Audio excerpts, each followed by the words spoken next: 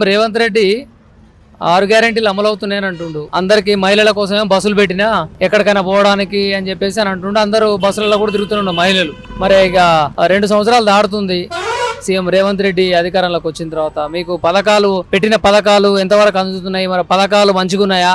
ఏం చెప్తావు పెద్ద మనిషి? ఆయన ఆడి మహిళలకు పిరి పెట్టిండు, మొగోళ్ళకు పెంచిండు, ఆడోళ్ళకి తీసిండు. ఆడోళ్ళకు పిరి అన్నాడు, మొగోళ్ళకేమో డబుల్ పెట్టిండు బస్ పిరాయి.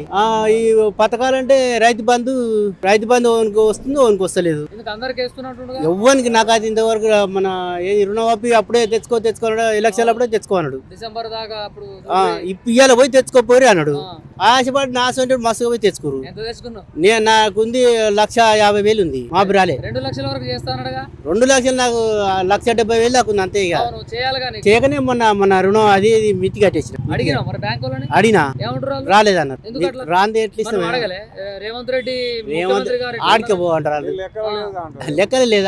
ఆడికే రాపో, ఆడిపో అంటారు. అంతే కదా మరి. పైనుంచి రాంది అయితే వాళ్ళు అయితే ఏం చేయలేరు కదా.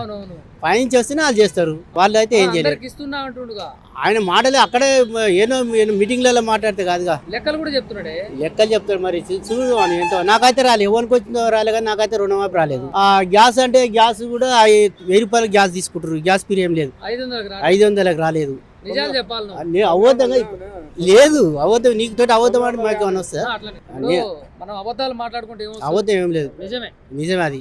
నాకు రుణమాఫీ రాలేదు, గ్యాస్ పిరి కూడా రాలేదు. నేను నాకు 2 మీటర్లు, 1 మీటర్ కొడుకులో పోయింది, 1 మీటర్ అయితే నేనైతే బిల్లు కడుతున్నా, కరెంట్ బిల్లు కూడా కడుతున్నాను నేను. 200 యూనిట్ల వరకు ఫ్రీ అన్నాడు. మరి నాకు 2 మీటర్లు ఉన్నాయి కాబట్టి 1 పిరి వచ్చింది, ఒకటేమో నేను ఒకదానికి వస్తుంది. ఇప్పుడు యూరియా దొరుకుతుందా మీ ఊర్లో? యూరియా బస్తాలు అంటే మా ఊళ్ళో అంత లొల్లి. మా తాన పొలం తక్కువ ఉంది, కాబట్టి అంత లొల్లి ఏం లేదు, పట్టదు అంత మాట. ఎవరికైనా పడితే 10 బస్తాలు 5 బస్తాలు తెచ్చుకుంటారు సార్. అది ఏడ తెచ్చుకుంటారు, ఎక్కడ తెచ్చుకుంటారు, వాళ్ళకి ఎరకాలి. యూరియా కొరత అంటే ఇక్కడ మా ఊరు వరకు లేదు. ముసలిలకు మా ఇంట్లో ఎవరు లేరుగా, ముసలిలకు లేదు, ఎవరు లేరు. నాకు 65 ఉన్నాయి, పెద్ద ఉన్నాయి. మరి నాకంటే చిన్నలోకి వస్తుంది, నాకు వస్తలేదు. మరి నేను పెట్టినా అప్పుడు ఎప్పుడు గెలవంగానే వాళ్ళకు తెలంగాణ ఉద్యమంలో వాళ్ళకు 200 గజాలు ఇస్తా, అది ఇస్తా అని అప్పుడు ఏమన్నా రాసుకోరి ప్లాట్లు ఇస్తా అన్నాడు కదా. అప్పుడు రాసి అందరం రాసిచ్చినాం. మరి నా కొడుకు చేసిన గేజు పోయిండు, ఆయనకు కూడా రాలే, ఏది రాలే. రాపించుకోవాలంటే అందరు రాపించుకో. అదే 200 గజాలు ఇస్తాడు.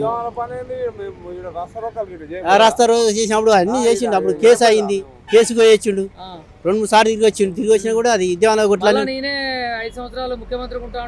ఆయన ఇంకా 30 ఏళ్ళు ఉంటాడు, దానికి ఏం పీకర్లేదు. ఇంకా 30 ఏళ్ళు ఉంటే చాలు. ఆయన వచ్చింది ఎందుకంటే ఖాళీ కేసీఆర్ని తిడుతందుకు, కేసీఆర్ కుటుంబం గురించే ఖర్చు సాగిస్తుడు, కానీ ఆయన ఏం చేసేది ఏం లేదు.